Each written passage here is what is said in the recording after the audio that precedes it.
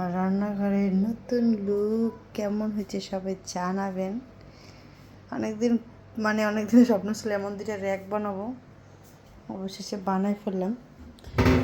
এটা এই সিস্টেম করছি। এখানে হচ্ছে আপনার হাতের কাছে যে মশলাগুলো লাগে সেটা রাখছি, নিচে ময়লার ডিব্বা রাখছি, এখানে গ্যাসের হাওয়া যাওয়ার জন্য এখানে ছিদ্র করে দিয়েছে রিদানের বাবা।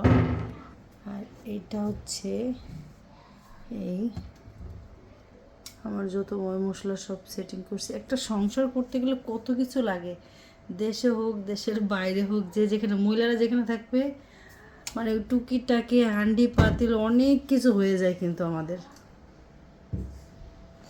এটা ক্লিন করে নিয়ে এটা ক্লিন করতে হবে।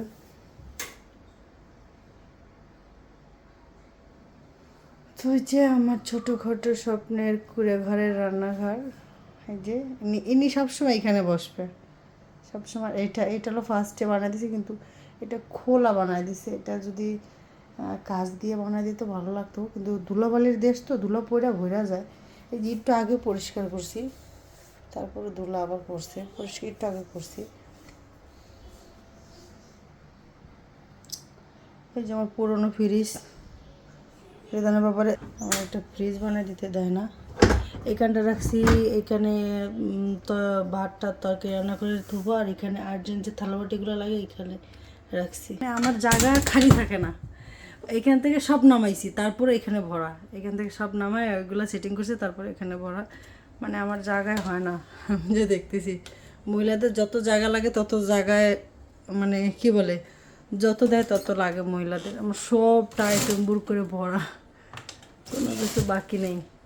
রান্নাঘরে আপনার প্রতিনিয়ত পরিষ্কার করা লাগে, না করলে তেল হয়ে যায় রান্নাঘর। এখন কোনো খালি নেই আমার রান্নাঘরে, সব কিছু টুকিনাকি সব ভরা।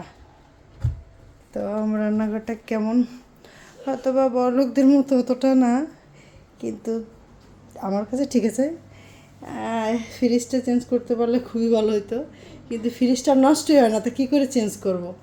আর রেদানবাবু বলে নষ্ট হইলে নতুন একটা কিনে দেবো। তা আমি আর 7 বছর ধরে এটার ব্যবহার করতেছি, 7 বছরে আর কিচ্ছু হয় না। তো কেমন হয়েছে জানাবেন আপনারা। আমার স্বপ্নের রান্নাঘর, আমার এই দুইটার অনেক শখ ছিল, তো অবশেষে এই দুইটা বানাইতে পারে আমি অনেক হ্যাপি।